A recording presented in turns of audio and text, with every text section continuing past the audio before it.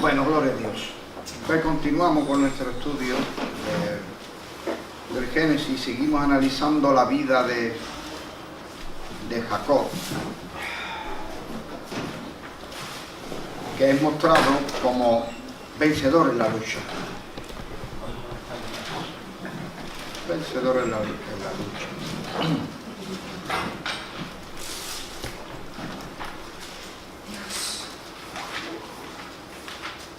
Nosotros ya vimos, Jacob es el elegido de Dios, pero la vida le será adversa.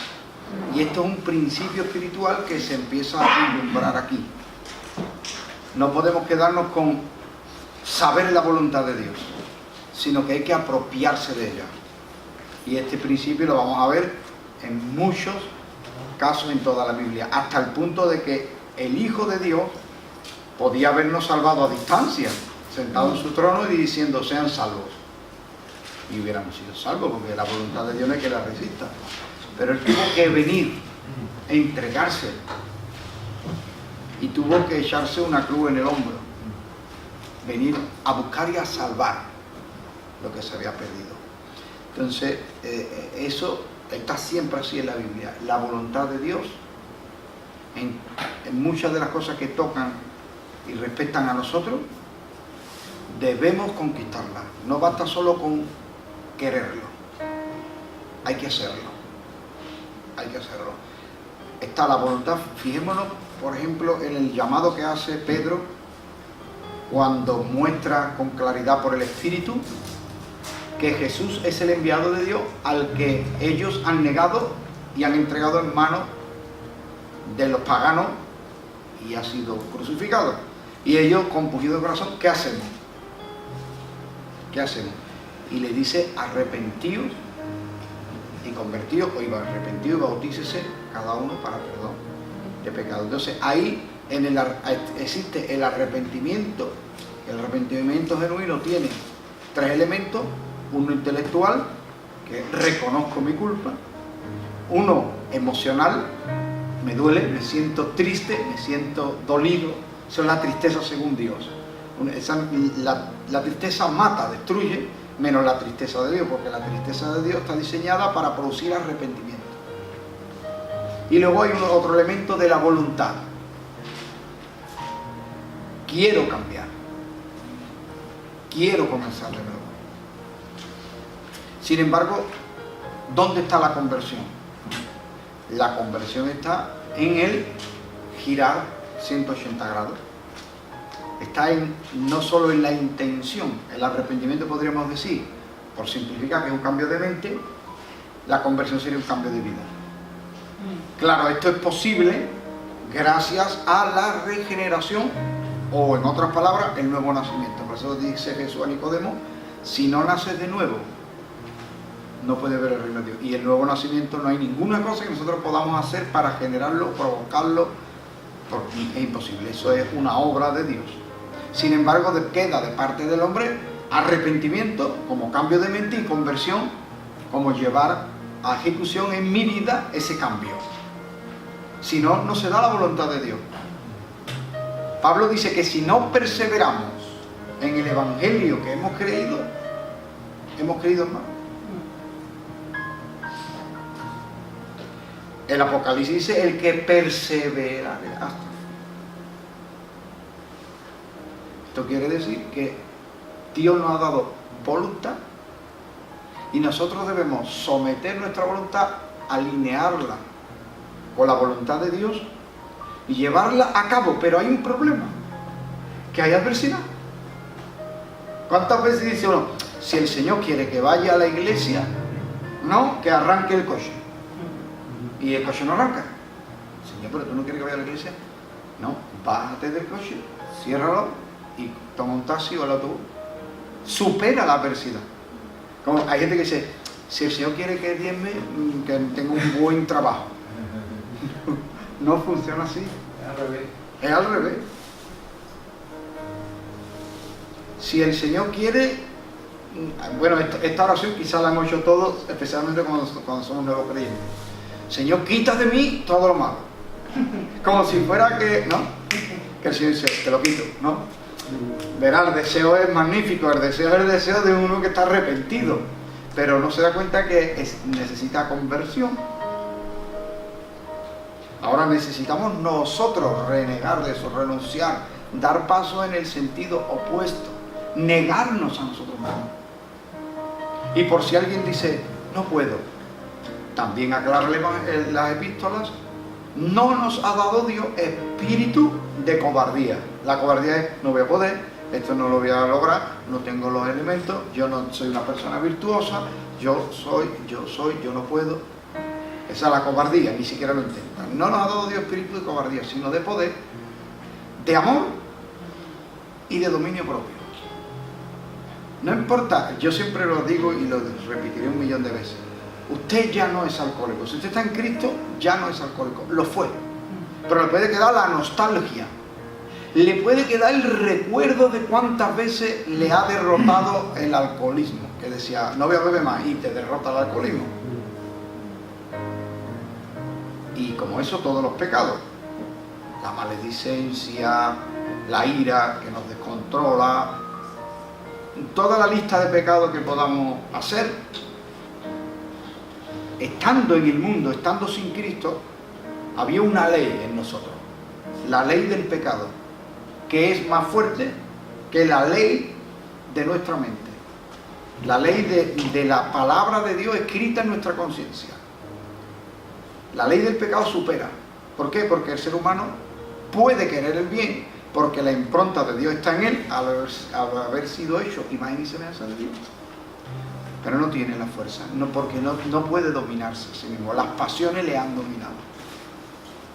Bueno, pues no importa cuánto tiempo lleva en el Evangelio, no importa si ha leído ya la Biblia completa o aún no, no importa si tiene dones o no lo tiene, no importa si sabe perfectamente toda la doctrina o tiene algún error doctrinal, no importa. Si está en Cristo, ha recibido espíritu de poder, de amor y de dominio propio. Entonces nunca más se deje engañar por el pecado. El pecado es altamente engañoso. Él no puede señorearse de nosotros. Con esto no estoy diciendo que cuando ya somos cristianos somos impecables, eso no existe. La impecabilidad es un atributo de Dios, ¿no? La santidad absoluta, ¿no? La pureza absoluta, el bien sumo de Dios. Nosotros no, nosotros somos propensos al fallo, nosotros somos débiles, nosotros tenemos momentos y tenemos cosas que superar aún. Pero siempre enfoquemos nuestras batallas desde esta óptica. No es el nivel de adversidad un elemento para comprobar si es o no es la voluntad de Dios. Porque el mayor obstáculo, la mayor adversidad que se me ocurre a mí es un monte. Y Jesús dice, si le dices al monte, quítate, se quita. Por eso no es para que hagamos alarde, ¿no? Dice, llamen a las cámaras de televisión que voy a mostrar que soy un hijo de Dios. No, eso el diablo le dijo a Jesús, si eres hijo de Dios, haz aquí tu alarde. No. El hijo de Dios no hace alardes. Principalmente porque se va a ver vergüenza. Qué bueno eso. ¿Ah? Qué bueno eso. Porque si el diablo, como tiene el viejo truco y le funciona, dice, tírate del templo y como eres el hijo de Dios, no te va a pasar nada. Y dice Jesús, no te tentarás al Señor. ¿Por qué? Porque Dios ha establecido unas leyes que regulan el universo y quería el diablo que Jesús desafiara esas leyes obligando a Dios a intervenir contra las leyes que Él ha establecido para que no se dañe el propósito. ¿Lo he explicado yo que se entienda? O sea, yo puedo decir, Dios tiene un propósito conmigo y no me equivoco. Pero si alguien puede decir que Dios tiene un propósito con él, es Jesús. Hombre. O si alguien puede decir que estaba predestinado desde antes de la fundación, es Jesús. Y cuando el diablo le dice, en virtud que tú eres predestinado y tú eres el hijo de Dios, aunque tú te tires del pináculo del templo, a ti no te pasa nada. Imposible que te pase nada, ¿ves? Y ahora les menciona la escritura mal, tergiversada, torcida. Porque está escrito, mandará a sus ángeles para que tus pies no tropiecen en piedra. Pero omite una parte muy importante del Salmo, que dice que te guarden en todos tus caminos. Entonces, ¿dónde está la guarda de Dios? Yo voy en un camino, y ese camino ¿hacia dónde va? Hacia la voluntad de Dios. Yo comprobé cuál es la buena voluntad de Dios, agradable y perfecta, y me voy desplazando desde el punto donde estoy hacia la voluntad de Dios. Él tiene una promesa para mí: guardarme de cualquier tropiezo en ese camino. Guardarme de cualquier tropiezo en el sentido que no sea definitivo, que no me impida el propósito. Ahora, tirarse desafiando las leyes de la gravedad, Jesús dice, eso sería tentar a Dios. No puedo, no debo obligar a Dios a intervenir, a irrumpir en el curso normal y natural de las cosas, porque yo pienso que si es la voluntad de Dios, se va a hacer como quiera. Entonces, ¿qué ocurre cuando encuentra adversidad? Se piensa que aunque yo sea un temerario, la voluntad de Dios se va a dar. Y sin embargo, cuando veo la mínima adversidad, digo, esto no es de Dios. No, así no podemos pensar, porque entonces no vamos a vencer en la lucha. Esto es lo más importante del carácter de Jacob para nosotros. Jacob es elegido, pero la vida le será adversa. Tienes un llamado, tienes un propósito, hay cosas lindas en tu corazón, tienes metas y objetivos, y tienes que pelearlo, tienes que lucharlo, tienes que perseverar. Y todos los días son iguales, ¿eh? Hay días que sale todo rodado y días que no te sale nada. Pero mañana me levanto y sigo. Y si peco, pues lamentablemente peco. Es que ¿qué voy a hacer? Quisiera no pecar nunca, pero a veces peco.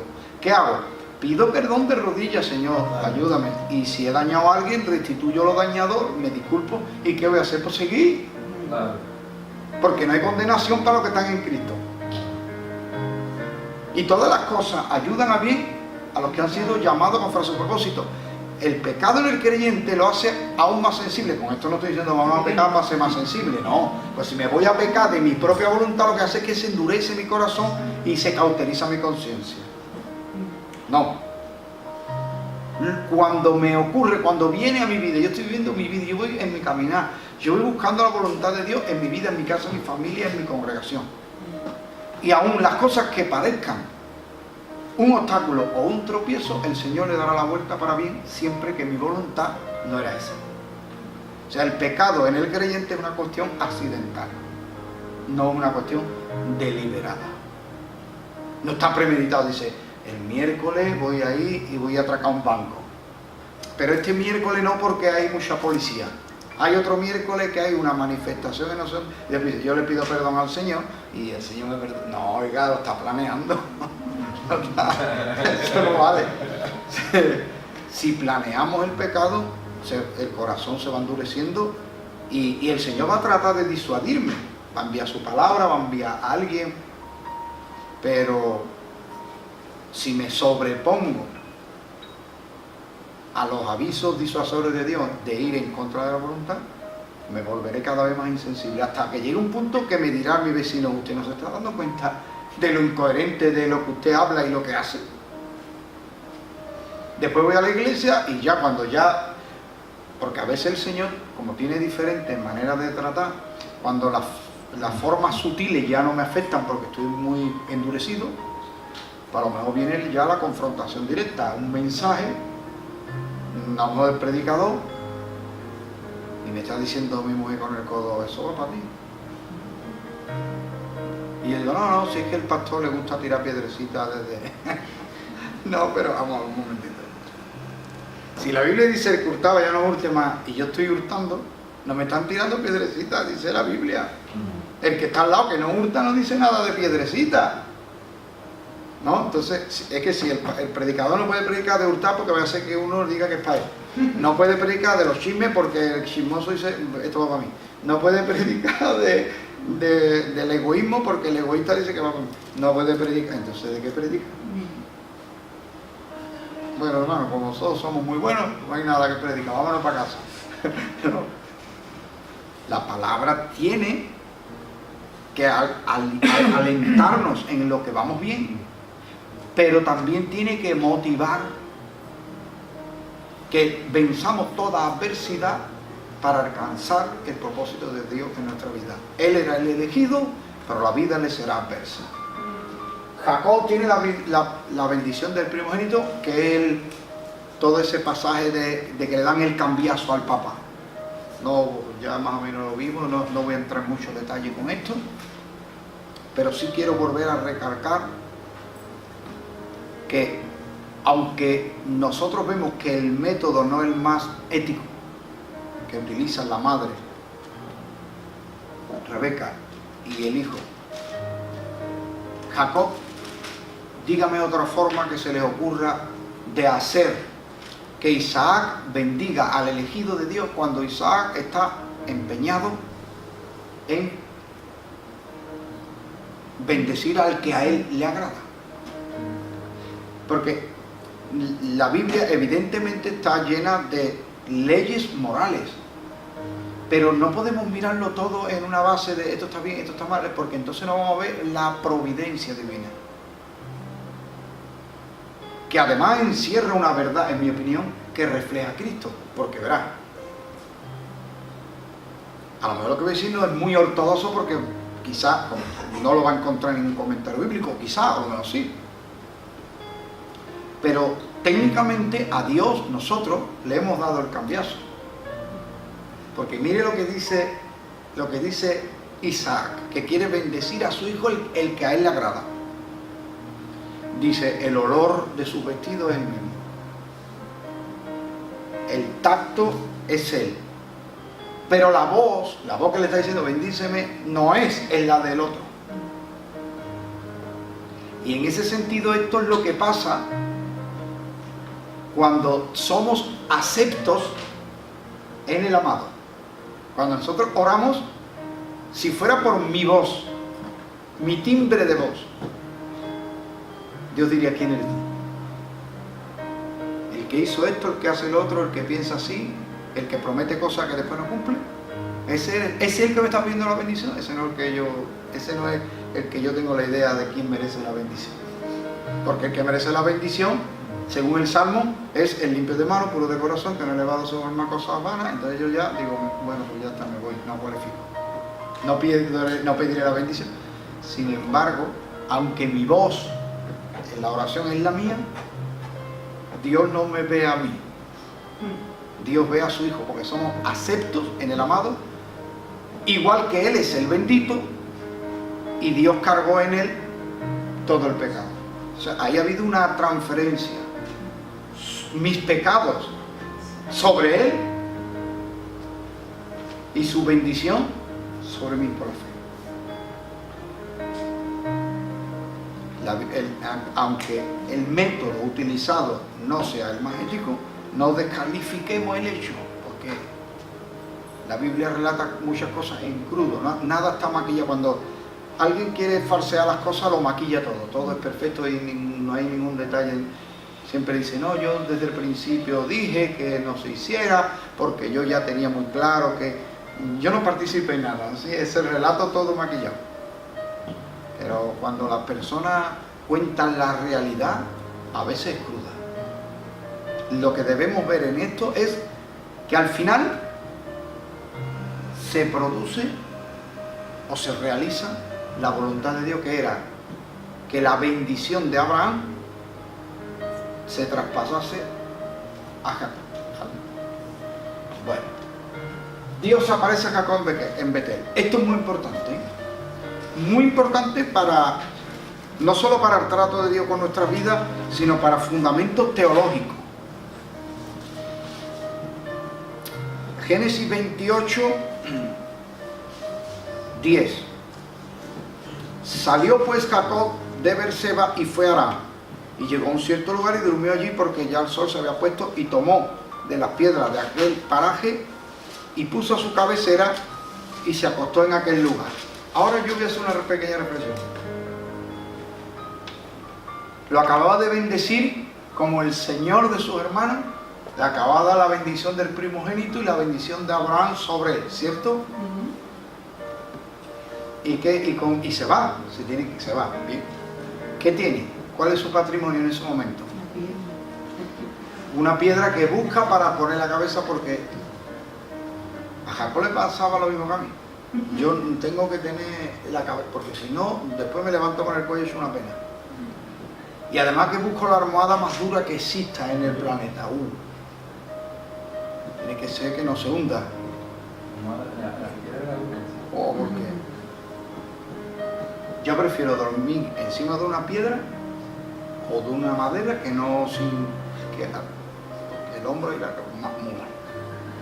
Ahora, nosotros que ya tenemos Biblia y tenemos 2000 años de cristianismo, pero ¿qué está prefigurando este que es el heredero de todo, el elegido para ser el transmisor de la bendición de Dios a la humanidad, y no tiene dónde recostar su cabeza? Esto nos recuerda algo, ¿verdad? Jesús es el elegido y dice, las zorras, que son no solo animales inmundos para el judío, sino además altamente dañinos para los corrales y la piña, ¿no? Es un animal temido, si estaban descontrolados, era muy temido para agricultores y ganaderos. La zorra, dice, la zorra tiene guarida. Y los pájaros más simples tienen nidos. Y yo, cuando él dice el Hijo del Hombre, se refiere a varias cosas, ¿no? Se refiere desde proféticamente uno que vio a Daniel en el cielo, se sorprendió porque le abrieron una visión en el cielo y vio un hombre. Y él dice un hijo de un hombre, para decir, no era un ángel ni era Dios, era un ser humano. Qué raro como vi un ser humano en el cielo. Claro, Daniel ve lo que le muestran, pero Daniel no sabe todavía lo que nosotros ya sí sabemos. Que el misterio de la piedad es indiscutiblemente muy grande, ese misterio sin resolver, no resuelto satisfactoriamente, que Dios fue manifestado en carne. ¿Cómo se puede explicar? Bueno, hay personas que dicen, no entiendo la Trinidad. No es bíblico, ¿no? ¿Verdad? Y no lo entienden. Es que hay, hermanos, hay cosas de la Biblia que no podemos entender porque ni tenemos capacidad y nos faltan datos. Si buscas a un matemático, el mejor del mundo, y tú le pides la solución a un problema, y si le faltan los datos necesarios, te dice que no lo puede hacer. Pero es real. O sea, imaginemos un problema muy sencillo, ¿no? Decimos, tenemos 3 personas y una herencia a repartir. ¿Cuánto cabe a cada persona? Y se lo digo al mejor matemático del mundo y me dice que no lo puede resolver. Pero las 3 personas existen y la herencia existe. Lo que no puede poner en duda la herencia ni los herederos. Pero lo que él me dice no es que no existan tales herederos, y no me dice que no exista tal herencia, y no me dice que es imposible repartirla. Me dice que él no sabe cómo repartirla si le faltan datos. Que nosotros lo podamos explicar satisfactoriamente los predicadores, ni el público les satisfaga plenamente, intelectual, en su intelecto, la doctrina de la Trinidad, no significa que no sea real. De hecho, no hay otra manera de interpretar correctamente ciertos pasajes de la Biblia. Y sin embargo, ninguno, al menos en los 25 años que yo llevo escudriñando la Escritura, que no sé si son muchos o son pocos, porque según lo torpe que soy, puede que sean pocos, necesite más. Pero yo no he encontrado ningún texto, y créamelo que yo me abstraigo de todo lo que creo previamente cada vez que leo. Y estoy abierto a ver cualquier cosa, por más que me choque a mí o a mis compañeros de religión. Yo no he encontrado ni un solo texto que no se pueda explicar de manera satisfactoria con la Trinidad. Y sin embargo, 40, 50, 60 versículos que sin la doctrina de la Trinidad no sabemos cómo explicarlo. Porque la divinidad de Cristo tenemos que asumirla. Porque Jesús dice, el Padre y yo somos uno. Y ellos le acusan de blasfemia porque dice, tú te haces igual a Dios. Y él no protesta. Dice, no, yo no he dicho eso. Porque lo ha dicho. Y en aquel entonces persona seria, y Claro. si el Señor no lo niega, ¿por qué lo era? Claro, a Jesús le acusaron de estar endemoniado y dijo, no, yo no tengo demonio. Ah. ¿Ves? Si a él le hubieran acusado de algo que no es, él le hubiera dicho no. Otra cosa es cuando está en el juicio, juicio, el simulacro de juicio, porque de noche yo no he visto todavía ningún juicio de noche. Linchamiento sí, de noche, pero juicio de noche, con falsos testigos, sin respetar nada del derecho ni de ahora ni de la época. En aquel, él no abrió su boca porque estaba escrito Isaías, como cordero que lo llevan al matadero, no abrió su boca. Allí hablar sería para defenderse y él vino a morir. Pero en todos los discursos y en todas las confrontaciones, cuando a él le dieron algo que no era correcto, él lo negó. Y cuando a él le acusaron de hacerse igual a Dios, otorgó. Cayó y otorgó. Como cuando Pilato dice, ¿eres tu rey? Se lo dice. Lo otorga. Si no diría, no, yo no soy rey. Eso sí, dijo, mi reino no es de este mundo. Entonces, hay misterios en la Biblia, no es que sean muchos, pero existen, que no podemos resolverlos. Y se ha llegado a una conclusión teológica, suscrita por prácticamente todos los cristianos, salvo 2 grupos o 3, testigos de Jehová o mormones, pero son grupos más bien reducidos en cuanto a la teología bíblica, porque nosotros tenemos diferencias litúrgicas con la Iglesia Católica, muchas, y diferencias de doctrina práctica también alguna que otra, pero teológicamente hablando, nuestras discrepancias con la Iglesia Católica son menores, salvo la doctrina de corredención de María, pero que tampoco es. Los teólogos católicos, sí, los leo, yo he leído a unos cuantos, poco hacen tanto hincapié, salvo cuando hacen una obra para defenderlo, ¿no? Bueno, cada uno defiende lo suyo, pero está claro que es una obra específica para defender esto. Cuando comentan la Escritura, en rara ocasión, claro, y además es de perogrullo, la Escritura habla muy poco de la bienaventurada Virgen María, Madre de nuestro Señor Jesucristo. Pero bueno, quiero decir con esto que no hay tantos misterios en la Biblia, pero los que hay se ha definido bastante bien para que, aunque no seamos capaces de captarlos intelectualmente, sí nos permitan un entendimiento suficiente y completo de la Escritura, porque se han ido desvelando poquito a poco, y aunque nos quede ciertos datos por conocer, conocemos lo esencial.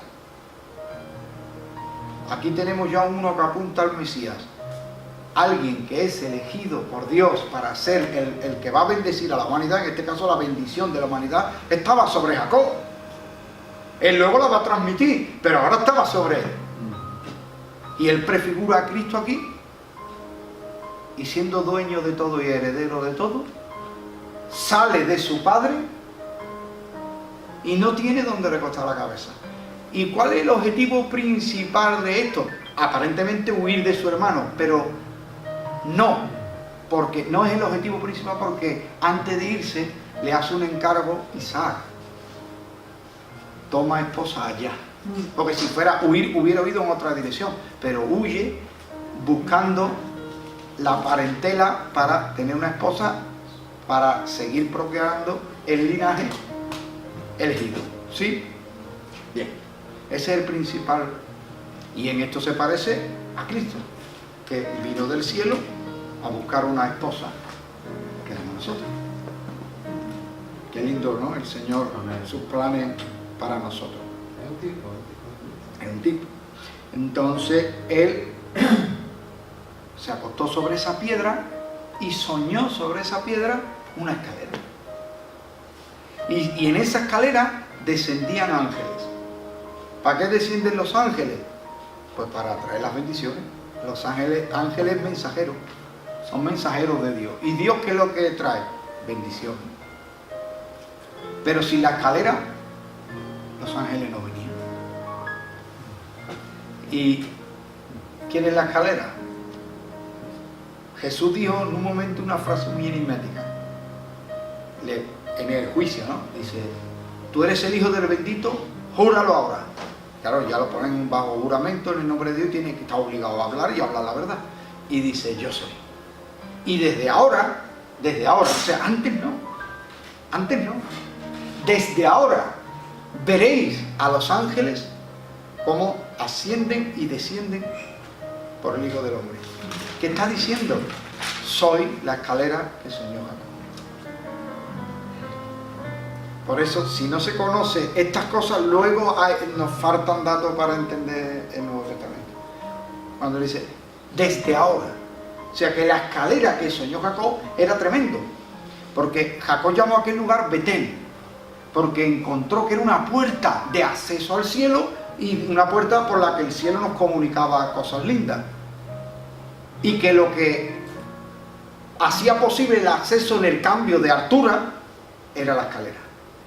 Jesús habló de sí como soy la puerta y también habló de sí como la escalera, porque dice, desde ahora veréis como los ángeles. El mundo no es lo mismo desde que vino Cristo.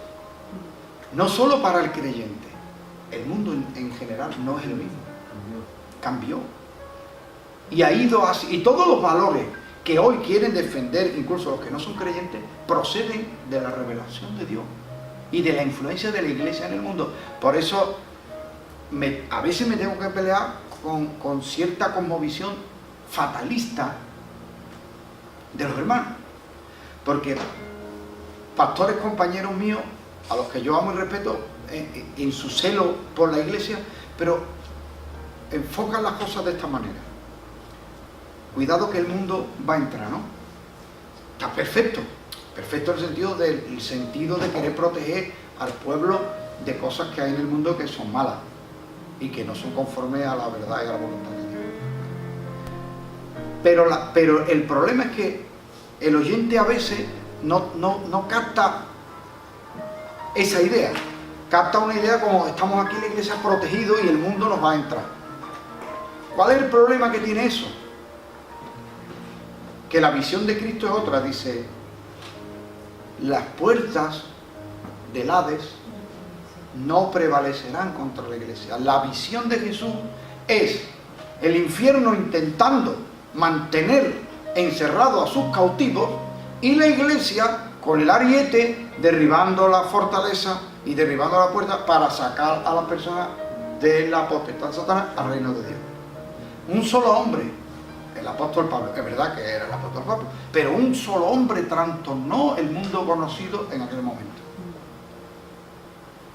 Si nosotros concedemos que no somos el apóstol Pablo, pero bueno, pero somos más que él era uno, nosotros somos muchos y tenemos más recursos que él tenía. Podíamos vivir pensando que no le tenemos nosotros miedo al infierno. Somos prudentes. Debemos ser prudentes y humildes. Pero no tenemos miedo. Es el infierno el que tiene miedo.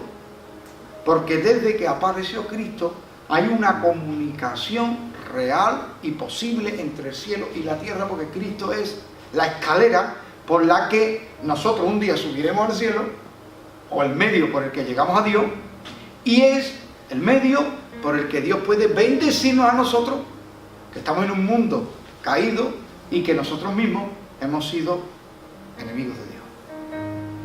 Si trabajamos esta visión, esta mentalidad, podremos hacer coincidir, por un lado, la prudencia de guardarnos de las influencias negativas que hay en el mundo, pero por otro lado, salir a la ofensiva. Yo nunca he visto a la policía escondida en la comisaría y los ladrones queriendo entrar. Eso no lo he visto yo nunca. A lo mejor hay algún país que sea extrema la cosa y puede darse una vez, pero yo nunca lo he visto. Pero yo siempre veo las noticias, a la policía con el ariete derribando las puertas y poniendo a disposición de la justicia todo lo que hay ahí. Somos eso. Tu palabra tu presencia, tu ejemplo, tus oraciones. Hasta tus hijos son santificados, aunque tu marido, tu mujer no sean creyentes y santos. Tus hijos son de Dios por ti. Tu casa es un altar por ti, a pesar de él. Yo he visto hermanos que han tenido mucho miedo de si en una camiseta había un símbolo o si en un cuadro había y tal, y eso generó tal miedo, tal inseguridad. Y en el Evangelio, hermano mío, todo es por fe. Tienes que llegar a tu casa y decir, esto es un altar de Dios. Porque cuando llegan esos miedos, también, ¿sabe qué pasa? Que llega a la iglesia y dice, no, ya se ha metido el diablo en la iglesia. ¿Cómo que se va a meter el diablo? Sí, se ha metido el diablo en la iglesia porque no sé quién, he tenido un sueño con no sé cuál, el pastor dijo esta palabra porque no sé qué, los hermanos del comité de la oración se han corrompido y tú dices, pero ¿por qué se han corrompido? Porque el Señor me lo ha revelado. Y tú dices, Dios mío, ¿qué hago ahora? Me voy corriendo, la llevo a salud mental, le ministramos algo, y no es más que resultado de ciertos temores que tiene una visión, que estamos desprotegidos totalmente y el enemigo va infiltrando, invadiéndose. No. Evidentemente, si yo digo, yo paso ya de Cristo y de la Biblia y me voy a ir a pecar, pues entonces sí que me van a venir problemas. Entonces sí me voy a meter en la boca del lobo. Si yo me dedico a hacer las cosas que me sacan de la voluntad de Dios, sacan mi vida o ciertas áreas de mi vida de la voluntad de Dios, pues el enemigo va a tomar partido de todo lo que yo saque de la voluntad de Dios. Pero nosotros, siguiendo el camino del Señor, siguiendo su propósito, poniendo todos los días nuestra vida delante del Señor, nosotros vamos conquistando, no siendo conquistados. Hay congregaciones que se han dado cuenta de esto y crecen. Hay congregaciones que no se han dado cuenta de esto y no crecen. Menguan y se dividen y se enfrentan unos a otros. El enfrentarse entre unos y otros es síntoma del pánico. Está llena la Biblia de relatos donde los enemigos de Dios ven un prodigio de Dios, un ruido, un estruendo, una luz y se matan entre ellos. Entran en pánico, se matan entre ellos. No entremos en pánico, yo no soy tu enemigo, yo soy tu hermano. Puede que me equivoque contigo, pero no. Imagínate que yo estoy cantando una canción y el guitarrista se equivoca, da un acorde que no es, ¿no? Y yo, como soy humano y siento la presión y me da vergüenza, ¿no? Y le echo la mirada del tigre, ¿no? Mirada asesina, ¿no? El hermanito que es sensible, que ya se sienta abochornado también porque se ha equivocado, se siente cohibido y piensa, ahora ya me está toda la iglesia mirando porque este hermano ¿Cómo reacciona? Yo ¿cómo reacciono? Digo, cuando más lindo estaba la bendición, va el enemigo y este hermano que no, a mí no me da muy buen espíritu, hermano. Y el pobrecito ha estado el hombre ayunando y todo, pero se ha equivocado. ¿No? Si hasta los grandes músicos se equivocan. Usted se creerá que no, pero se equivocan. Cuando internet empezó a publicar todo el mundo lo que quería, hubo un shock, porque hay gente que tenía idolatrado a ciertos músicos. ¿Por qué? Porque cuando veían un concierto era editado, retocado, pinchado otra vez, y el que no fuera, y lo mejor de lo mejor. Entonces al público le llegaba lo mejor de los artistas.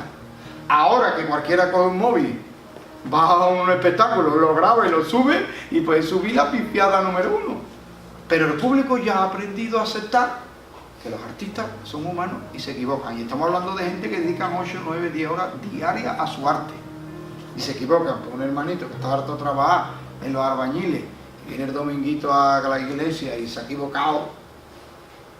Pero yo ya estoy pensando en que me está arruinando mi adoración y mi ministerio, me lo está arruinando el diablo. ¿Por qué puedo considerar esto? Porque tengo esa mentalidad. Tengo esa visión fatalista donde estamos desprotegidos. Dios aquí no hace nada, no vela, Él no es mi hermano, Él es mi enemigo. Y claro, como yo ya le he echado la mirada del tigre, él se ha sentido dolido y ofendido. Su mamá, que estaba allí, me vio. Y después le dice, hijo, hay que ver ese hombre, ya no soy el hermano, ya es ese hombre. Hay que ver ese hombre, la mirada que te ha echado. De verdad que el amor de Cristo brilla por su ausencia en su vida. No, si yo cuando canto a este hombre yo no siento ya ni al Señor ni nada. Yo nunca lo... No. Empezamos a entrar en pánico porque nos sentimos frustrados por esto o aquello y damos cabida a esos pensamientos.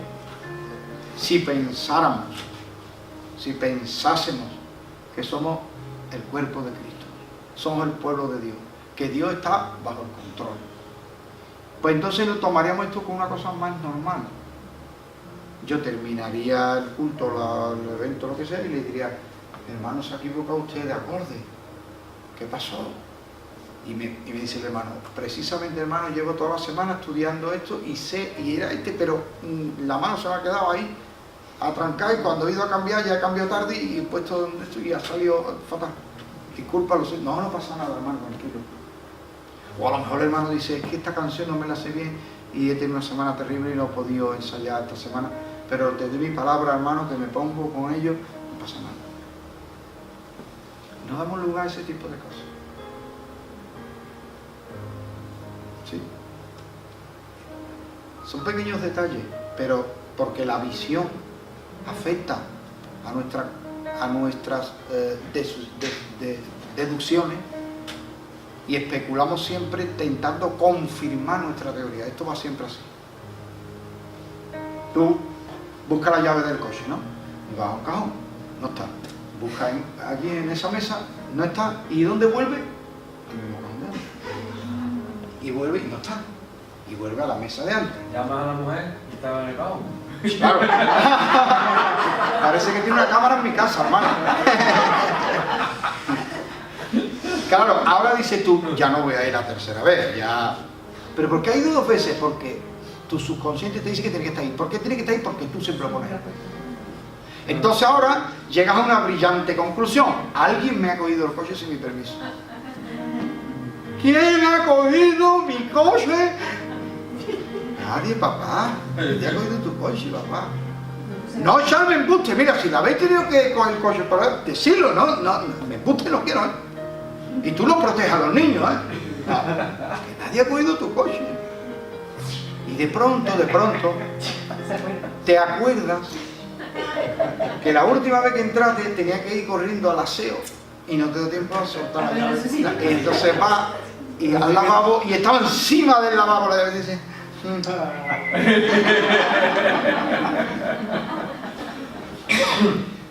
¿Por qué pasan estas cosas? Porque tendemos a confirmar nuestras teorías.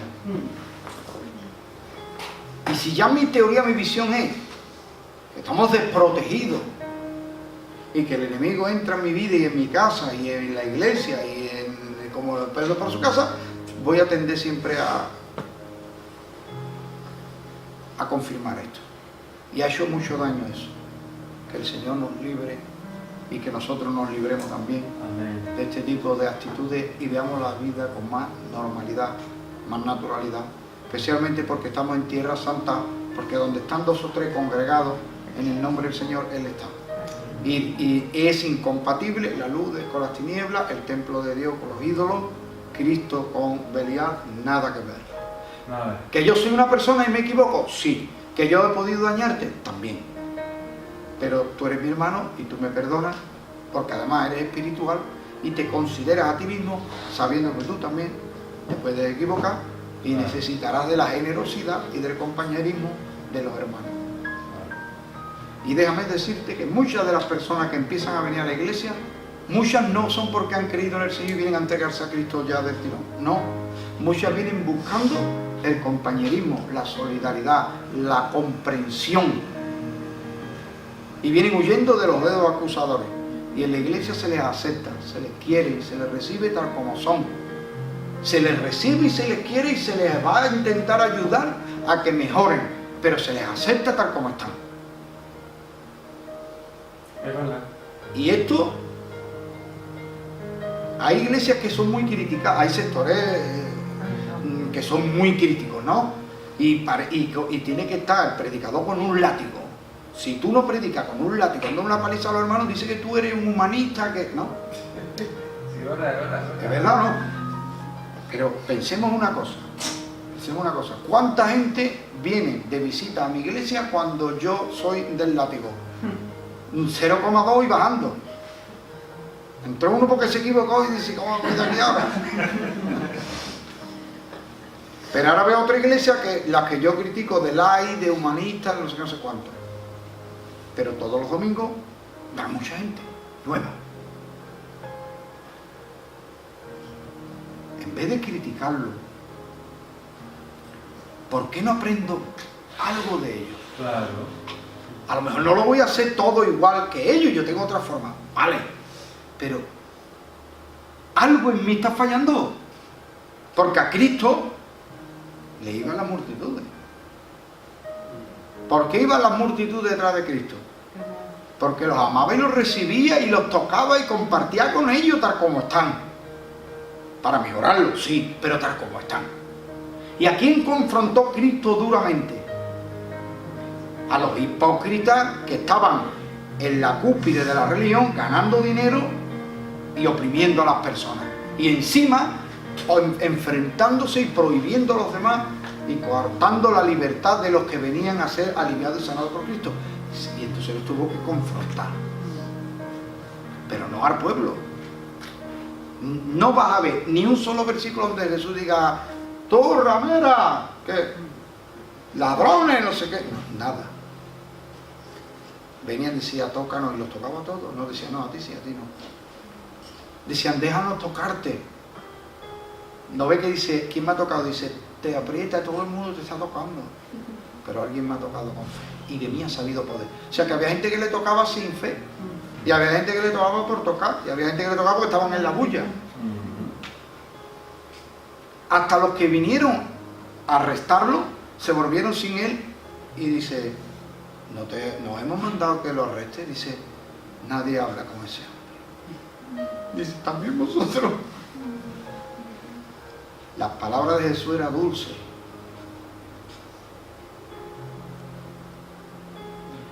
Hay un filósofo británico, John Locke, y tiene algunas cosas que me encantan, porque voy a intentar parafrasearlo. Dice que la fe y la adoración que ofrezcamos a Dios no debe ser impuesta, sino debe ser interna y no impuesta por otros, y no condenada por otros ni juzgada por otros, puesto que no hay magistrado que pueda garantizarme al 100% que Dios es todo lo que Él cree que es. O sea, cuando concedemos que puede que Dios sea algo más de lo que yo creo, debo respetar y tolerar a otro que piensa diferente. Y dice John Locke, dice, si Dios ha querido salvarnos, lo habrá hecho desde una fuerza interna que nos lleve a Él, no desde una fuerza externa que nos someta. John Locke era un defensor de la libertad. Y es verdad, así funciona la salvación. Es una vocación que Dios puso en el corazón.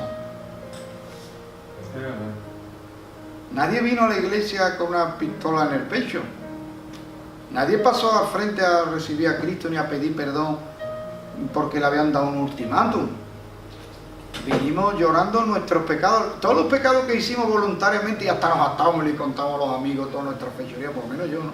Le contaba a todos mis amigos, este fin de semana ha sido tremendo. Le contaba todas tus fechorías orgulloso, y un día lloras por todo eso. Tú dices que yo decía que Dios no existe, y un día lloro diciendo, Dios mío, quiero conocerte, ¿no? ¿Y eso cómo lo hizo? Una fuerza interior, una respuesta interior misteriosa, porque es un misterio tremendo, ¿eh? Él hace una llamada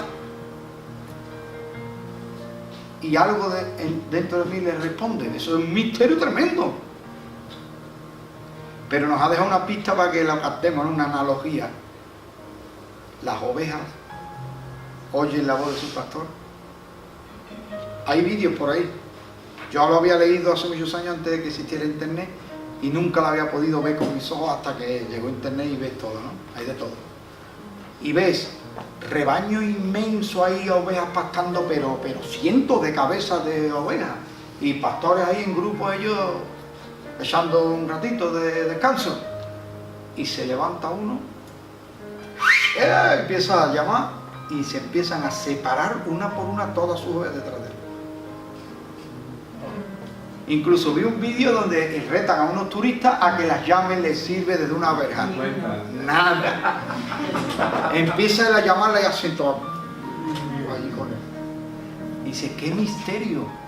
Cómo esos animales no responden a nadie más que a la voz de su pastor. Y Jesús dice, mis ovejas oyen mi voz y me siguen. Quiere decir que aquellos del pueblo judío que no les siguieron cuando Él les predicó y cuando Él les anunció el reino de Dios, no eran sus ovejas. Pero Él dice después, y tengo otras ovejas que son de otro redil. Pensamos muchas veces en el redil como un lugar seguro donde nos tiene el Señor. Y resulta que Jesús utiliza esta analogía. Él está a la puerta del redil donde estaban esperándole. Él las llama a salir del redil y van detrás de él a donde él las lleve. El redil en su tiempo era el judaísmo, que la ley era como un ayo que te lleva a Cristo. Ellos estaban allí esperando la manifestación del Hijo de Dios. Cuando el Hijo de Dios se hizo carne, los llamó y le siguieron. Y nosotros llegamos de otro redil, de otras religiones, de otras ideas, de otras filosofías diferentes, pero de todo redil, de todo lugar donde estuviéramos, incluso los que estaban perdidos por ahí en los montes y en los cerros, con la noche cayendo y el temor de las fieras que te pueden devorar, y de pronto llegó el buen pastor. Te puso sobre los hombros y dice, tu vara y tu callado me infunden aliento. Adereza una mesa delante de mí en presencia de mis angustiadores. ¿Qué cuadro tenía David? David tenía este cuadro. Viene, porque el Salmo 23 hay quien lo aplica solo como si fuera una metáfora pastoril. No, metáfora pastoril es la mitad del Salmo. La otra mitad es otra analogía, la de un anfitrión. Por eso dice, aderezas mesa, esto no encaja con lo del pastor, aderezas mesa delante de mí en presencia de mis angustiadores o perseguidores. O sea, piensa en esto. Una persona viene huyendo y ahí detrás lo quieren para darle una buena. Y de pronto llama a la puerta y le abre a alguien la puerta. ¿Qué te pasó? Me matan. Entra y vienen los enemigos y dicen, no, está en mi casa. No, es que le vamos a matar, le vamos a hacer, le vamos a pegar, le vamos a... porque ha hecho esto, ha hecho lo otro. No, un momentito. Cuando salga de esta casa, ustedes hacen con él lo que sea. En esta casa ustedes lo van a respetar porque yo estoy asistiendo como anfitrión el deber sagrado de la hospitalidad. Y David, ¿cómo lo ve? Lo ve como que a él le está persiguiendo algo para acabar con su vida. Dios le ha abierto la puerta y lo ha sentado y le ha puesto una mesa con una copa rebosando de vino y una comida ahí espléndida, y los otros en la puerta mirando, nosotros aquí esperando que tú salgas para matarte. Adereza mesa delante de mí en presencia de mis angustiadores. Unge mi cabeza con aceite, que es lo que se hace cuando recibí a alguien y mi copa está rebosando. No hay mejor anfitrión que el Señor, que salió sin nada como Jacob para conquistarnos a nosotros. Bien, ¿qué hizo con esa piedra?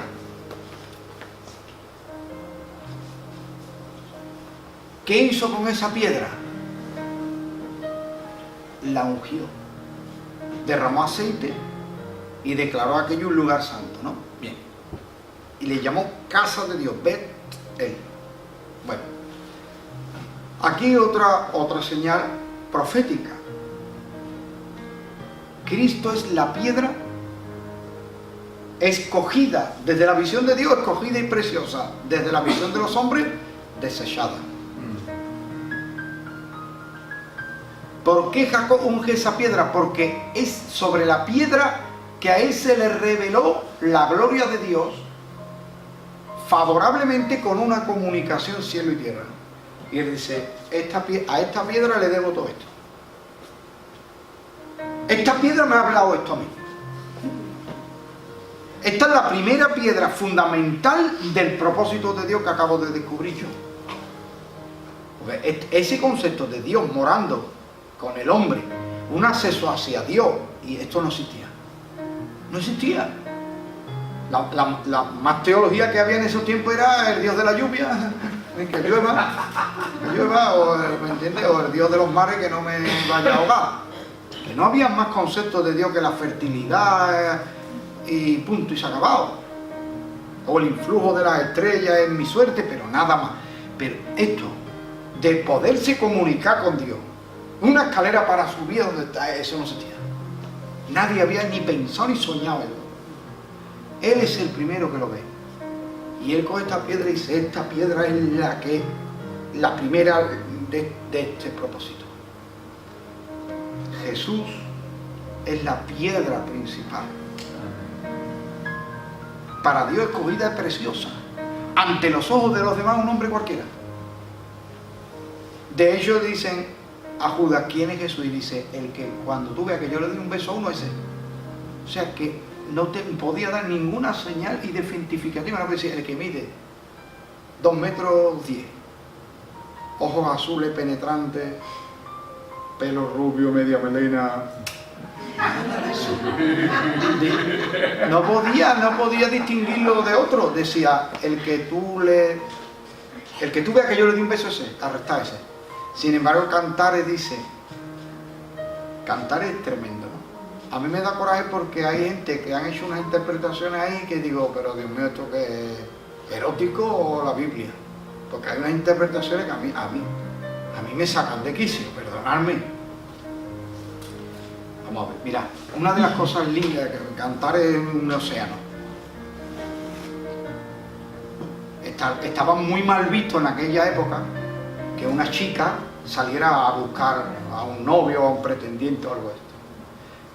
Peor todavía estaba ver a una mujer por la noche rondando las calles. Entonces creían que era una ramera y la golpeaban.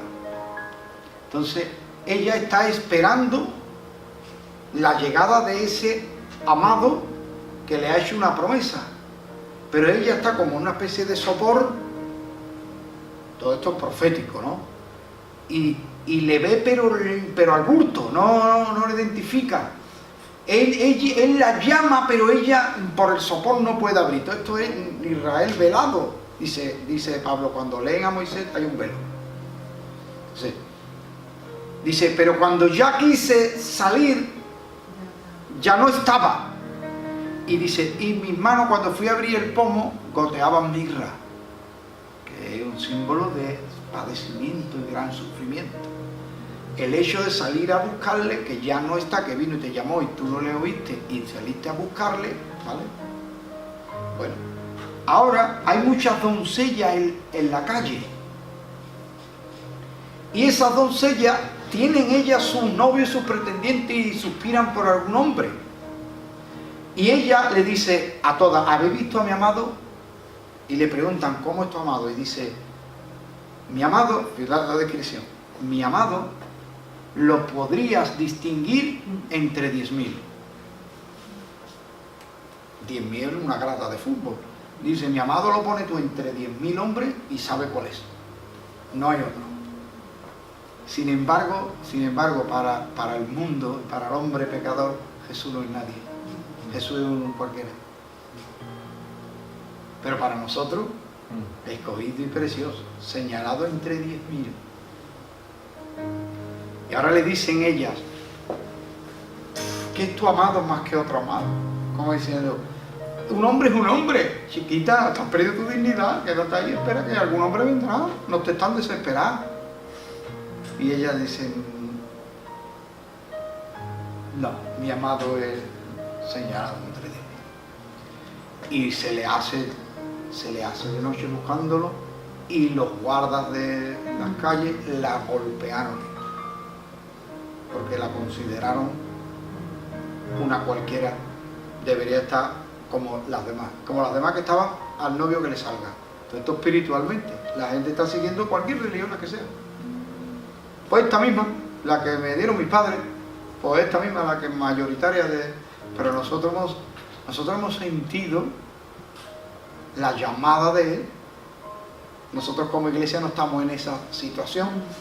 Sí, un poco en el sentido de que estamos esperando el retorno del Señor Jesucristo, pero más bien todo ese padecimiento, buscarle por no haber atendido su voz, que lo vio en la celosía, se vio el bulto, pero intuyó que era Él, pero no vio con claridad.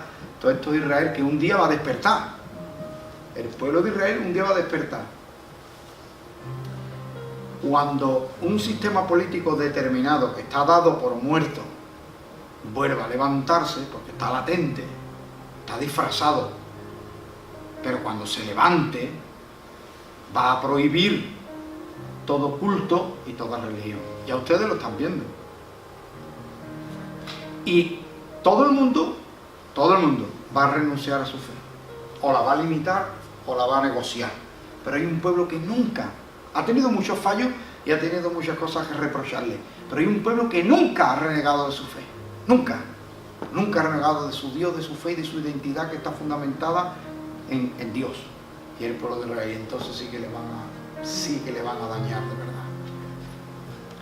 Sí que los van a golpear porque están buscando y están testificando que como su amado no hay otro. De hecho, Apocalipsis dice que hay 2 testigos que hacen prodigios y señales, y cuando los matan hacen una celebración, porque eso era el obstáculo para decir el Dios de esta gente no existe ningún Dios. Así que tremendo. Desde Jacob, que soñó en esta piedra la escalera y que la ungió, ellos saben lo que están esperando, aunque lo hayan visto veladamente. Nosotros, la iglesia, lo hemos visto con claridad. Lo hemos visto con claridad. Aunque hay ciertos sectores del cristianismo que me diera la impresión que también ven un poco al bulto, pero bueno. Que el Señor nos ayude. Jacob sirve por Lea y Raquel. Él va a servir 7 años. ¿Se están dando cuenta cómo Jacob se lo tiene que ganar todo a pulso?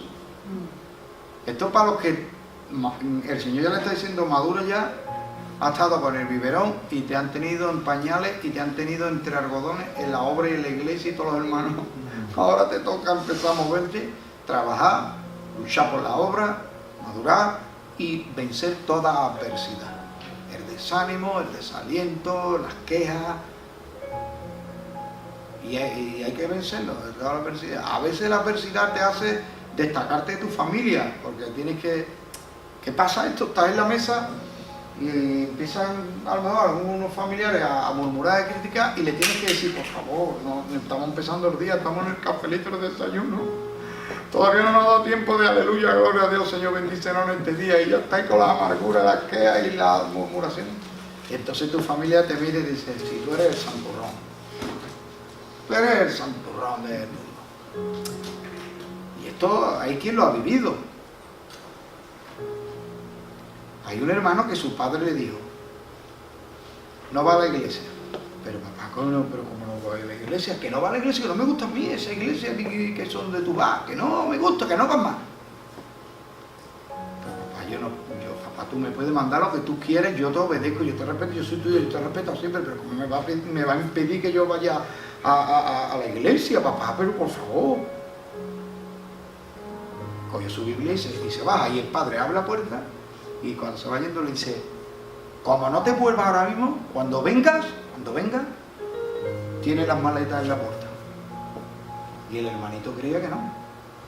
Cuando volvió de la iglesia, tenía toda la ropa tirada ahí en la puerta. Y llamó y no le abrían. Llorando cogió la ropita como pudo y llamó al pastor. Y pastor, que me han echado de casa. ¿Cómo va a ser?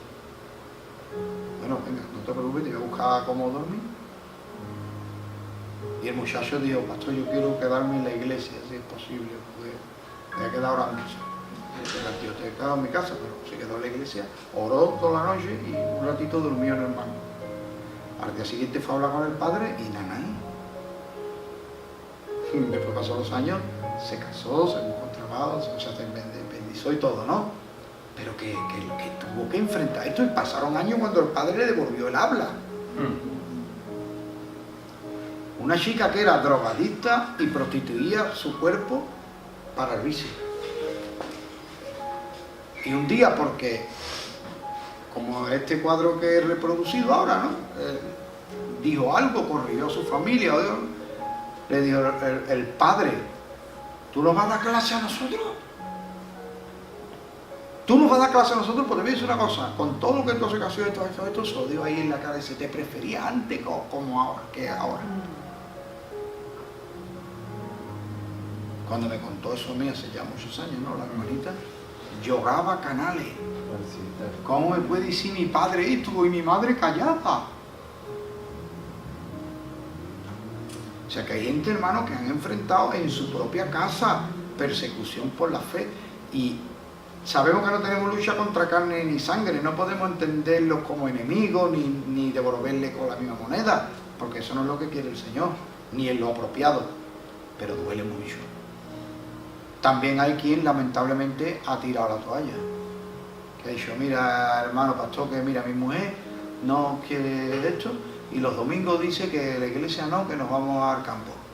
Y yo pues lamentablemente no puedo venir porque yo no, con mi mujer no quiero problemas. ¿Qué le voy a decir? Pues tu decisión es, hermano. Y hay quien ha renunciado a su fe y a sus convicciones, pero no le rindo la ganancia. Igual que no le rindo la ganancia a cualquiera que el marido o el novio está diciendo, traemos y a investigarle, porque es que eso no es vida, ni para uno ni para el otro. Y para una persona que te controle hasta lo más íntimo que es tu fe,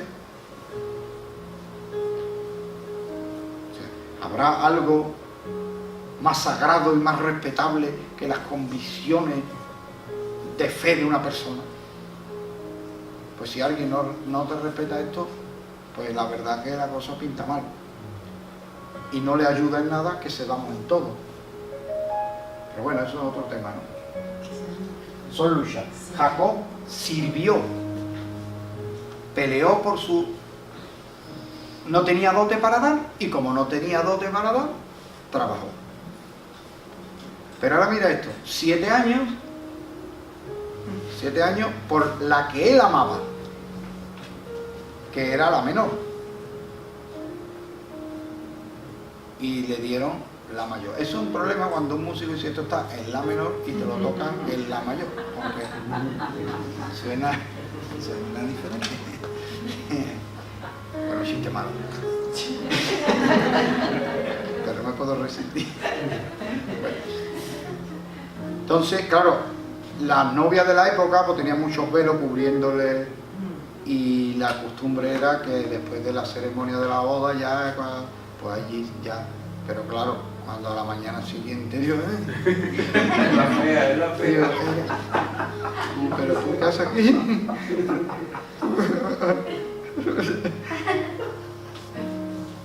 Y le dice a papá, me ha engañado. Dice, no, es que mira, aquí no se hacen las cosas así, no podemos humillar a mi hija mayor. Primero tiene que hacer la mayor y después la menor.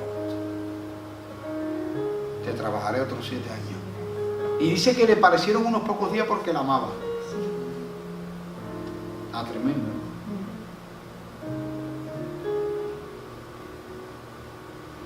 Sirvió por ella. Y Jesús, ¿cómo ganó la iglesia? Cogió un mando a distancia y dijo, ¡pim! Salvador, ¡pim! Salvador. Así no fue. Pagó un alto precio por nosotros. Para eso es un crimen, una canallada menospreciar a nadie, porque Cristo murió por todos. Hasta por los que me caen mal. Que hay algunos que me caen mal, ¿eh?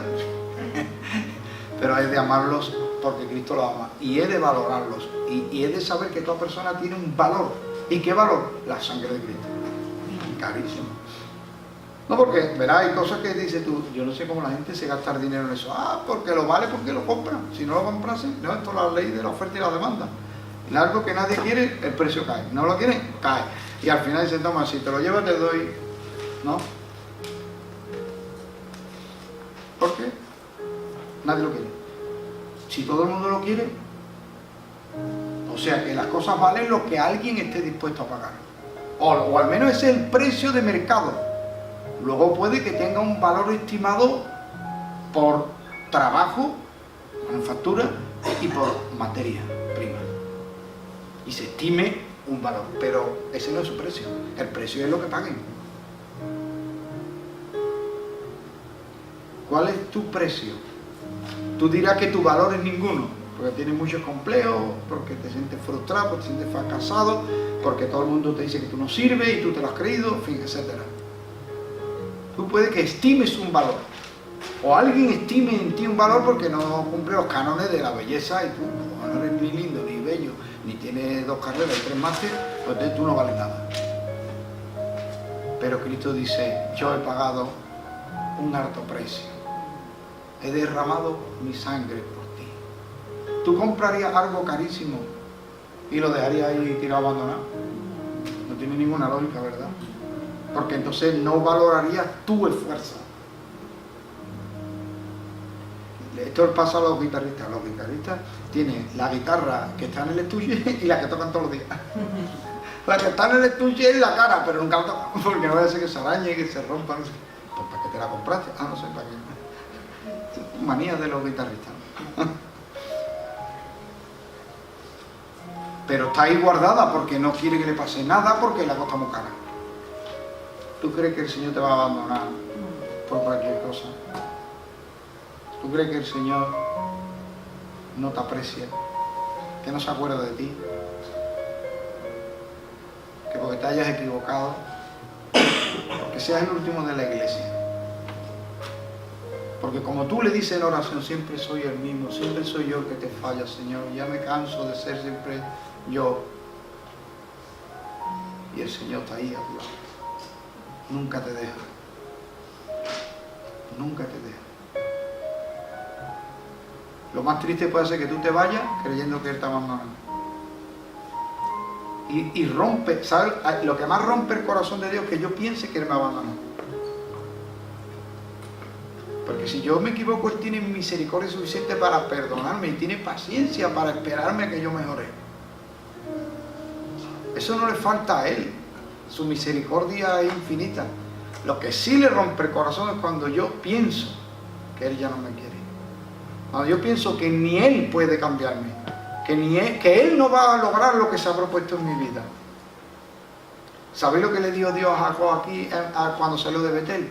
Yo soy el Dios de tu padre Abraham y de tu padre Isaac, y no te dejaré hasta que yo haga contigo lo que te he dicho. El propósito, el diseño de tu vida lo tiene Él, y Él va a seguirlo hasta que tú, es como el que se tumba ahí en la mesa y le dice al doctor, haga usted ahí lo que tenga que hacer. Ahora, si yo pido el arte y me voy, ¿no? Le dice el doctor, no te lo recomiendo, no, yo me voy. Firma voluntariamente y te vas en tu responsabilidad. Y yo me voy, y me voy con mi enfermedad, y el doctor se queda allí. Pero si yo le digo, mire usted, doctor, que yo no entiendo de medicina, y dice, ¿para qué tiene que entender tú nada de medicina? Doctor, es que yo soy muy torpe, ¿y para qué quiere ser hábil? Doctor, que yo soy muy malo, ¿y para qué quiere ser bueno? Usted lo que tiene que hacer es confiar y ponerse en la mesa de operaciones y dame autoridad absoluta para entrar en tu vida. Deja que entre en cada área de tu vida. ¿Y cómo lo deja? Confesándolo, hablándolo, que intervenga y dejando que la Biblia penetre todas las áreas de mi mente y de mi conciencia, rindiéndome ante Él, y aquí estoy. Lo que pasa es que a veces la palabra de Dios no viene directa de la Biblia, viene del predicador, o viene del hermano, o viene de mamá, o viene de papá, o de familiares, o hasta del vecino que te dice, vecino, tú como siendo creyente, diciendo que va con la Biblia y vaya a hacer esto, vecino. Y tienes que decir, ay, perdóname. Es verdad, lleva usted razón, vecino, esto no es apropiado, no es la mejor conducta. Jacob luchó por ella y Cristo luchó por nosotros, y nosotros tenemos que luchar también por el propósito de Dios. Ahí hay una lista de los hijos que le nacieron. Evidentemente no puedo desarrollar eso, cada nombre tiene un significado, y hay una carrera entre los dos, pero bueno, sí les puedo decir que, por ejemplo, el segundo hijo se llama Simeón, de Shamá, de Dios oye, como una respuesta, y por ejemplo el cuarto se llama Judá porque es alabanza. Estaban en esa carrera por tener hijos, y cuando tuvo que no lo pidió, y dice, yo alabo al Señor porque me ha dado otro más, ¿no? Y es importante Judá, que es alabanza porque es un regalo de Dios, y el Mesías va a venir de Judá y provocará nuestra alabanza. Luego vienen las tretas de Jacob y Labán, porque ya Dios le dice a Jacob, vuélvete. Y Jacob le dice a su suegro, me voy porque ya me tengo que ir, porque Dios me ha llamado.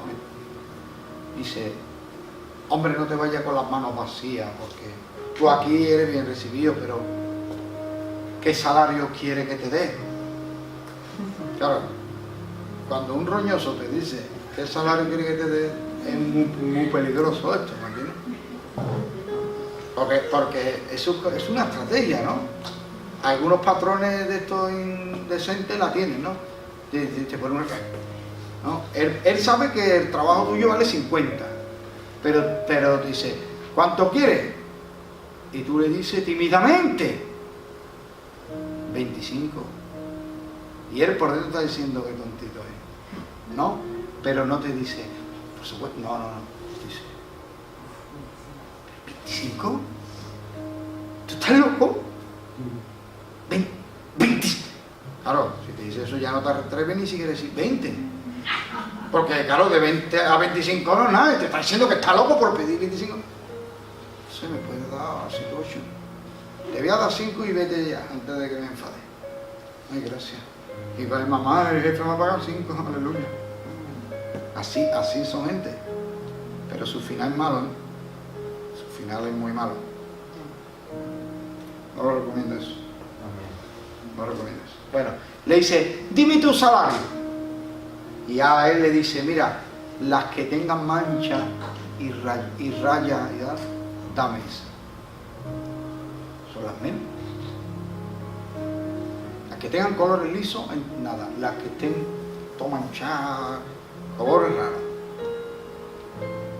Vale, trato hecho. Y ahora coge y le dice a los hijos, todas las que tengan mancha y raya y tal, llevárselas de aquí. Entonces cuando va a Jacob, dice, oh, no me llevo nada. Hay que ser, ¿eh? Entonces, Jacob, como es un luchador, él dice, espérate, ¿dónde se aparean? En el abrevadero. Entonces yo cojo y pongo varetas ahí, y cuando se estén apareando y vea las rayas sin él piensa dar, no sé si una creencia antigua, infundada totalmente, no sé si una creencia propia o de la época, no lo sé. Pero él piensa que al aparearse delante de esas rayas, que no le da el sol, que le da a la raya, que va a salir rayado. Pero es que salían rayados. ¿Cuál es la enseñanza de esto? El llorón no da la oportunidad, que te han quitado esta generación, en la siguiente generación te va a bendecir Dios. Pero el llorón se pone a llorar y a maldecir, y es que no me sale, y es que el diablo me ha quitado, es que este hombre es un maldito, es que ya que no se puede, es que yo de verdad, que ¿para qué me engañé a tu padre? Y la otra, pero mi padre, que tu padre es un bandido. Me voy a currar esto. Él sigue una teoría, pero no es la teoría, es Dios. Amén. O sea, nosotros a veces en nuestra lucha y en nuestra búsqueda, quizás no utilizamos los medios más científicos, mejores y tal, pero Dios acaba respaldándonos. Pero si te pones a llorar y te paras, ya no das oportunidad. Sí, porque si renuncias y dices, bueno, no me va a dar nada, no me va a dar nada, me voy. Y dices, eso es lo que yo anhelaba. Eso es lo que yo anhelaba. Que te vayas con las manos vacías. No me puedo ir con las manos vacías. Y él le dice, yo he trabajado, y cuando yo llegué aquí tú tenías muy poco. Y Dios te ha bendecido por mi trabajo. Pero claro, él era un trabajador leal. Él dice, por la noche velaba. Si me hurtaban algo, lo pagaba. Dice, y hasta le hacía pagar fiera. Había una ley en la antigüedad que, claro, una fiera te puede arrebatar una presa. Lo que una fiera no te puede matar 20 y 25, pues entonces ¿dónde estaba tú? Pero te puede arrebatar una. Pero hay un problema, que sería muy fácil decirle al patrón, hoy me han robado una. Voy a llamar a otra cosa, hoy me han robado una. Dentro de otra semana me hago otra barbacoa, hoy me han robado otra. Entonces, claro, cada semana la barbacoa. Entonces había una ley en la antigüedad que era, tráeme una prueba de que ese animal ha sido devorado, y tú le traías lo que sea, pero para eso tenías que perseguir a la alimaña. Aparte, al quitarle al animal la comida, estás diciendo que ese es tu territorio y que tú eres el macho dominante, porque la presa se la queda el dominante, y los animales, como responden al instinto, ¿vale? Al león nadie le quita la pieza porque él es el más, y cuando él termina, entonces come. O sea, hay que quitárselo, si no... Entonces, aunque Jacob le trajese resto de algo devorado, que debía comprender que ha sido una fiera, se lo cobraba como si se lo hubiera comido él. Así era ese hombre. Y Jacob, leal y fiel trabajando. Y él, cuando le dice que se va a ir, dice, porque yo tengo que trabajar por lo mío. Sistemas políticos tiranos donde no quiere que tú prosperes conforme a tu trabajo. Y el problema no es ya las leyes, que hacen leyes para evitarlo y disuadir el emprendimiento, ya no es eso. A mí me importa un bledo eso como pastor y predicador. Es la mente. ¿Y ahora qué hacemos? ¿Le tenemos miedo a la palabra prosperidad? O sea, el daño es terrible, le está diciendo a los hermanos que Dios quiere. Yo ¿sabes cómo le llamo eso? Digo, no estarás de acuerdo con el evangelio de la prosperidad, pero yo tampoco estoy de acuerdo con el evangelio de la chancla rota. ¿Cuál es el evangelio de la chancla rota? Cuanto más pobre está y más hecho, más bendecido está. No, oiga. No, oiga. No todo el mundo va a ser rico. Eso sí es cierto, que no todo el mundo va a ser rico. Pero todo el mundo puede aspirar a mejorar y a progresar en todo. De hecho, trabajando duro, con una conciencia limpia y siguiendo las normas de Dios, eres bendecido. Y eso no te lo quite nadie, porque si no la derrota se instala aquí, y cuando empiecen los estudios, no lo dejo porque esto no es para mí. Cuando empiece un trabajo, no, empieza un negocio, cierro el negocio, ante la mínima adversidad. Este hombre trabajó y Dios lo respaldó. Aunque le quitaban, Dios le volvía a multiplicar. Y ahora Dios llama a Jacob a volver. Dios llama a Jacob a volver. Jacob huye y Labán en su busca, y ahí hay un asunto muy importante.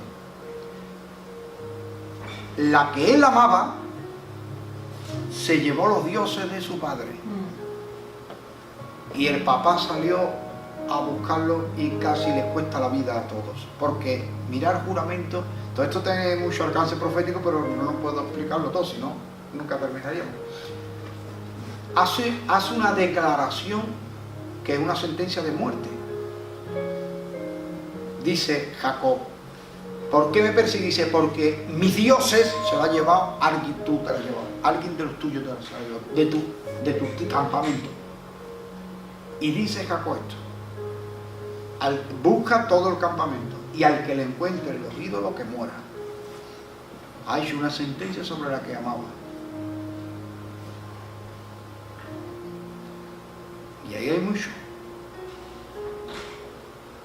Pero solamente te digo que debes saber que vamos hacia, una vez que hay un llamado, una vez que hemos salido de nuestra tierra, de nuestra parentela, una vez que vamos hacia el propósito de Dios, no debemos llevarnos las cosas del ayer.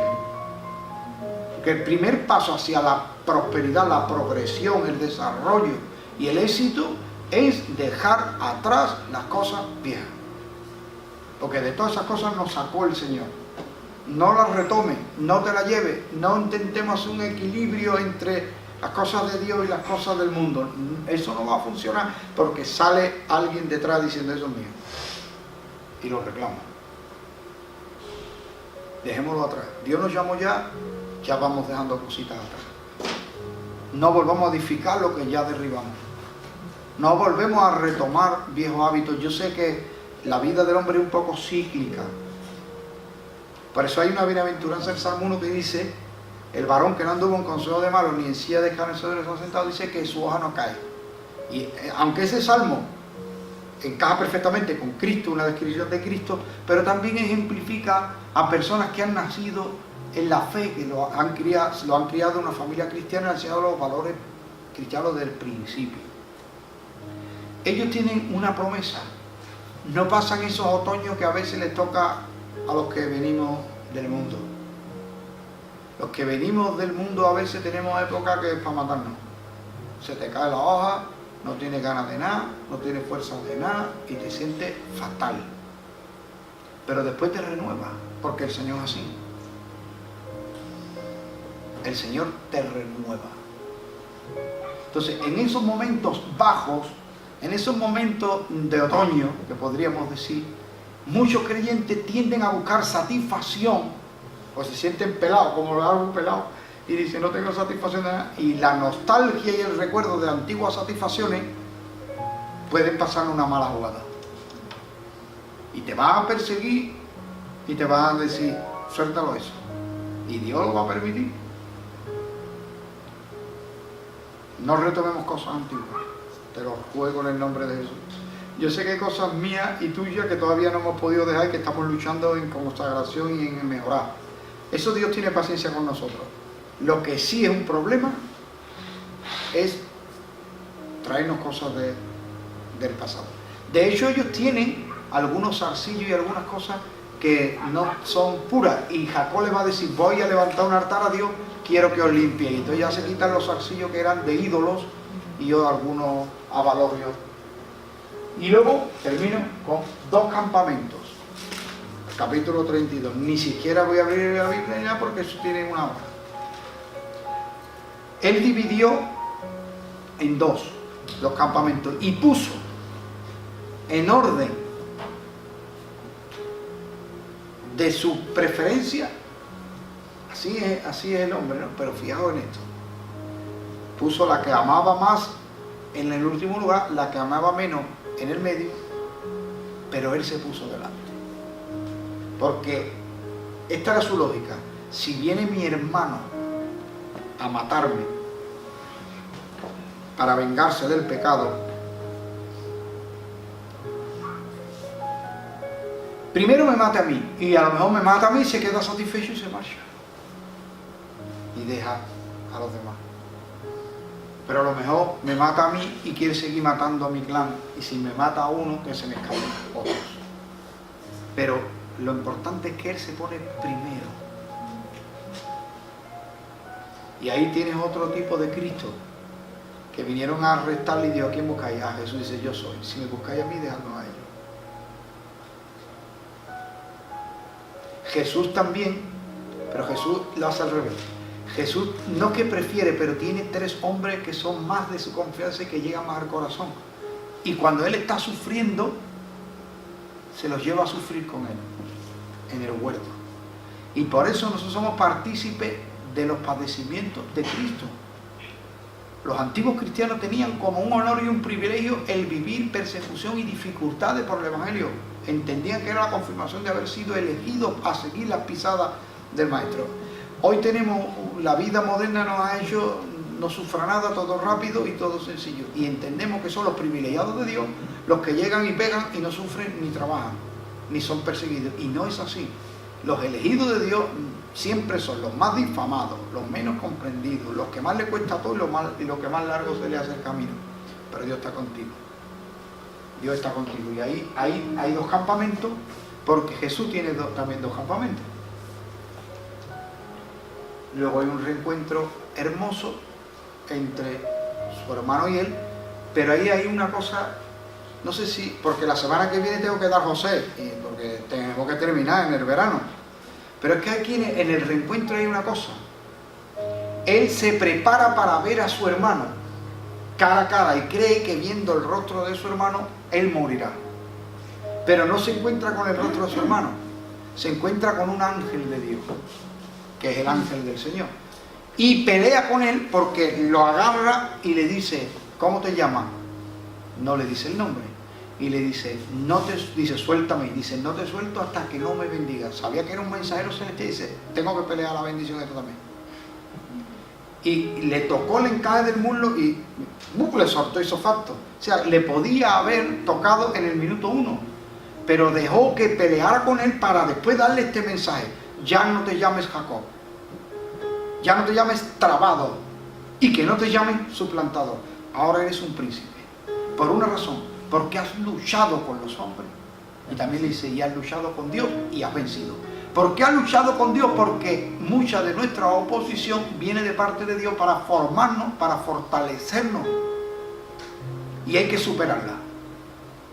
Y hasta para probarnos. Hay dificultades que vienen de parte de Dios. Y tenemos que superar, como el entrenador. Es lo que se está entrenando, recibe dificultades del entrenador que te dice, ahora 10 más, otras 10 más. El entrenador me está matando. 10 más. Ahora 5 kilos más. ¿Tú qué? Te estoy preparando. Así funciona esto. Luchar con Dios y luchar con los hombres y vencer. Aunque era el elegido. Y le cambió el nombre. Y él dice, le llamó a aquel lugar Peniel porque dice, he visto el rostro de Dios y sigo vivo. He visto a Dios cara a cara. Una revelación de Dios después de haber luchado y después de haber vencido, que es lo que nos espera allá, cuando Dios te diga, ven buen siervo y fiel, en lo poco fuiste fiel, en lo mucho te pondré. Entra a los del Señor. Al que venciere, ¿no dice eso Apocalipsis? Al que venciere. Tenemos que dejar de ser niños llorones porque ya vamos hacia adelante. Terminó. Gracias, Señor, por la vida de Jacob tan inspiradora para nosotros. Bendícenos, Señor, que cada día...